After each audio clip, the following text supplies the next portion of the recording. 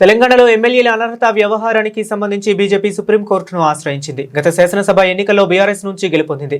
ఆ తర్వాత కాంగ్రెస్ పార్టీలో చేరినట్లు ఆరోపణలు ఎదుర్కొంటున్న పలువురు ఎమ్మెల్యేలకు speaker Prasad Kumar clean chit ఇవ్వడాన్ని బీజేపీ సవాల్ చేసింది. కాలే ఏదయ్య, పోచారం శ్రీనివాసరెడ్డితో సహా పలువురు ఎమ్మెల్యేలకు స్పీకర్ క్లీన్ చిట్ ఇవ్వడాన్ని బీజేపీ నేతలు సుప్రీంకోర్టులో సవాల్ చేశారు.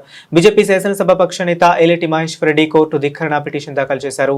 ఎమ్మెల్యేల పార్టీ ఫిరాయింపుల విషయంలో 3 నెలల్లో నిర్ణయం తీసుకోవాలని సుప్రీంకోర్టు ఆదేశించినప్పటికీ స్పీకర్ ఆ సూచనను పాటించలేదని ఆయన పిటిషన్లో పేర్కొన్నారు.